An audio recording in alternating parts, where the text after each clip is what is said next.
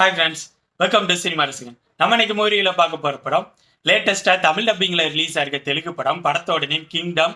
இது ஒரு action drama movie. இந்த படத்தில் ஹீரோவா விஜய் தேவர்கொண்டா பண்ணியிருக்காரு. இந்த படத்தை நானியோட ஜெர்சி படத்தை டைரக்ட் பண்ண கௌதம் டின்னனோரி டைரக்ட் பண்ணியிருக்காரு.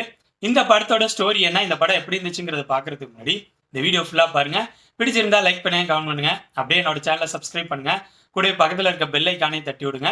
அது மட்டும் இல்லாமல் என்னோட வீடியோஸ்லாம் உங்களோட ஃப்ரெண்ட்ஸ், ஃபேமிலி மெம்பர்ஸ் எல்லாத்துக்கும் ஷேர் பண்ணுங்க. உங்களோட சின்ன ஷேர் எனக்கு ரொம்ப சப்போர்ட்டா இருக்கும். இந்த படத்தோட ஸ்டோரி என்னன்னா, ஹீரோவான விஜய் தேவர்கொண்டா ஒரு போலீஸ் கான்ஸ்டபிள். அவரு நேர்மையானவர், அப்புறம் தப்புன்னு பட்டா உயரதிகாரியினாலும் தட்டி கேட்கக்கூடியவர். அவரு ரொம்ப வருஷமா அவங்களோட அப்பாவை கொண்டுட்டு ஓடி போன அவங்க அண்ணனை தேடிட்டு இருக்காரு. ரொம்ப ட்ரை பண்றாரு, பட் அவரால் கண்டுபிடிக்கவே முடியல. ஒரு சூழ்நிலையில அவரை ஒரு ஹையர் ஆஃபீஸர் வந்து மீட் பண்றாரு.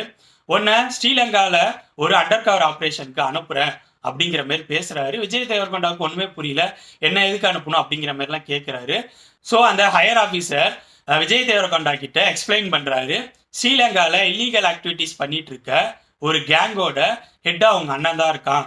ஸோ நீ போனாதான் அங்க இன்ஃபர்மேஷன்ஸ்லாம் கேதர் பண்ணி உங்க அண்ணனை உயிரோட கூட்டி காப்பாத்தி கொண்டு வர முடியும். ஸோ நீ போக விருப்பப்படுறியா அப்படிங்கிற மாரி கேட்கிறாரு. தன்னோட அண்ணனுக்காக ஹீரோ காத்தல் இறங்குறாரு. இதுக்கப்புறம் படத்தில் நடக்கிற சம்பவங்கள் தான் கிங்டம். இந்த படத்தோட பாசிட்டிவ்ஸ் நெகட்டிவ்ஸை கலந்து ரொம்பவே ஷார்ட்டா பார்த்துருவோம்.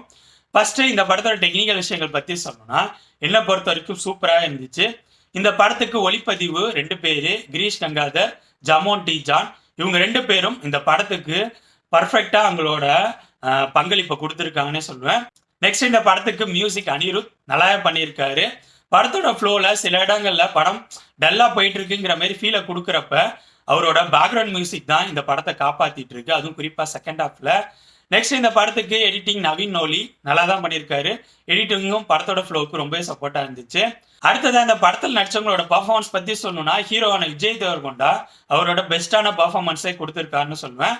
அவர் மட்டும் இல்லாம அவரோட அண்ணனா பர்ஃபார்ம் பண்ண சத்யதேவும் நீட்டான பர்ஃபார்மன்ஸ் கொடுத்துருக்காரு. இவங்க 2 பேர் மட்டும் இல்லாம படத்தில் நடிச்சவங்க எல்லாரும் அவங்கவுங்களுக்கு கொடுத்த கேரக்டரை நல்லாவே ஹேண்டில் பண்ணி பர்ஃபார்மன்ஸுங்கிற வகையில் கொடுத்துருக்காங்க. நெக்ஸ்ட் இந்த படத்தோட ஸ்க்ரீன் பிளே பத்தி சொல்லணும்னா, என்னை பொறுத்த வரைக்கும் இந்த படத்தோட ஃபர்ஸ்ட் ஹாஃப் ஸ்க்ரீன் பிளே ஆகா ஓகோன்னு சொல்லாட்டியும் போர் அடிக்காம சுவாரஸ்யமா போன மாதிரி இருந்துச்சு. படத்தோட ஸ்டார்டிங்லேயே ஸ்டோரிக்குள்ள போயிட்டாங்க. அடுத்தடுத்து ஸ்ட்ரெயிட்டா படத்தோட ஃப்ளோவில் படம் பார்க்குறப்ப சுவாரஸ்யமா போயிட்டு இருக்க மாதிரி ஃபீலை கொடுத்துச்சு. ஸோ இந்த படத்தோட ஃபர்ஸ்ட் ஹாஃப் ஸ்க்ரீன் பிளே என்னை பொறுத்த வரைக்கும் நல்லா தான் இருந்துச்சு. அடுத்ததான் இந்த படத்தோட பிரச்சனைன்னு எனக்கு பட்ட இந்த படத்தோட செகண்ட் ஹாஃப் ஸ்க்ரீன் பிளே தான். ஏன்னா இந்த படத்தோட செகண்ட் ஹாஃப் ஸ்க்ரீன் பிளே அந்த அளவு சுவாரஸ்யமா இருக்கிற மாதிரி தெரியல. படம் எங்கெங்கேயோ சுத்தி கொண்டு போயிட்டு இருக்க மாதிரி இருந்துச்சு. ஃபர்ஸ்ட் ஹாஃபோட கம்பேர் பண்ணும்போது செகண்ட் ஹாஃப் ரொம்பவே சுமாரா இருக்கிற மாதிரி எனக்கு ஃபீலை கொடுத்துச்சு. அது மட்டும் இல்லாம இந்த படத்துல அண்ணன் தம்பி அந்த பாசத்தை இன்னும் கொஞ்சம் எஃபெக்டிவா யூஸ் பண்ணியிருக்கலாமோ அப்படிங்கிற மாதிரி தோணுச்சு. அதனாலதான் செகண்ட் ஹாஃப்லோட ஸ்க்ரீன் பிளேல ஒர்க் அவுட் ஆக வேண்டிய எமோஷனல் சீக்வன்ஸ்லாம் அந்த அளவு எஃபெக்டிவா ஒர்க் அவுட் ஆகல. அது மட்டும் இல்லாம இந்த படத்தோட ஓவரால் லென்த்தை கண்டிப்பா குறைச்சிருக்கணும்.